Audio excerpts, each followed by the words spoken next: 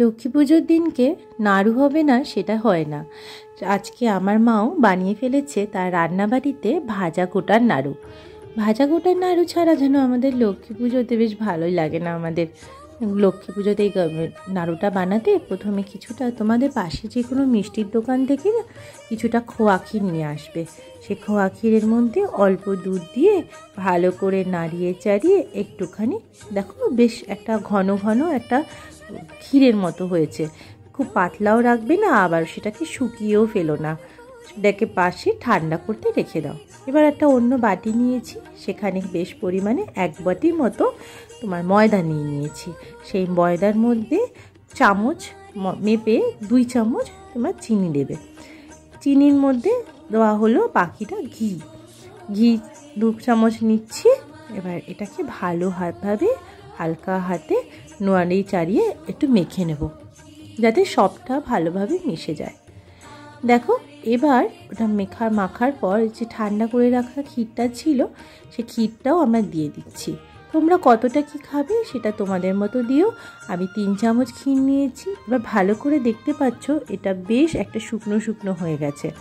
আমাদের একটু জল লেগেছে, তাই একটু জল দিয়ে ভালো করে মেখে নিচ্ছে।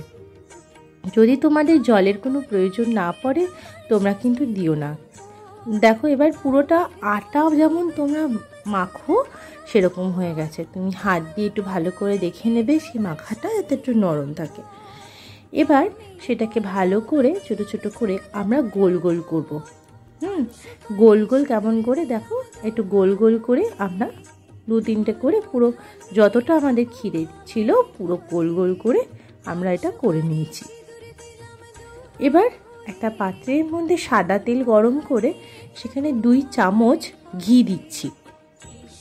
গরম হয়ে গেলে পরে একদম গরম হয়ে গেলে এই যে ক্ষীরের যে আমরা যে গোল গোল করে বানিয়ে রেখেছিলাম গোটাগুলোকে, সেই গোটাগুলোকে এবার আমরা ভেজে নেব। মনে রেখো এখানে যেন ফ্লেম একদম লো থাকবে, আর এটাতে একদমই তুমি বেশি ভেজো না, ভাজলে পরে কিন্তু জিনিসটাও খেতে একদম বাজে স্বাদ হয়ে যাবে। যেরকম কালার তুমি দেখছো সেরকমভাবেই তোমরা কিন্তু এটাকে বানাবে। এবার বানিয়ে তুমি তুলে এটাকে ঠান্ডা করার জন্য পাশে রেখে দাও। এবার যে আমরা নাড়ু বানাবো সেই প্রসেসটাতে যাচ্ছি। যে তুমি কড়াইটাতে নাড়ু বানাবে তার মধ্যে পরিমাণ মতো তোমাদের নারকেল নিয়ে নিও। আমি যতটা প্রায় 1 বাটির কাছাকাছি নারকেল নিয়েছি, সেই নারকেলের মধ্যে তুমি যতটা নারকেল নেবে তার অর্ধেকটা নেবে চিনি। চিনির মধ্যে একটু জল দিয়ে দিলাম। এবার হালকা হাতে মা ওটাকে কী করছে নাড়িয়ে নিচ্ছে। একদম ফ্লেমটাকে কিন্তু কম রেখো, ভালোভাবে নাড়িয়ে দেখো, দেখতেই পাচ্ছ মানে একদমই হালকা হাতে নাড়ানো, হালকা আছে। জলটা যখন টেনে গেল এবার আমাদের যে পাশে ভেজে রাখা গোটাগুলোকে নাড়িয়ে চাড়িয়ে নেওয়া হচ্ছে।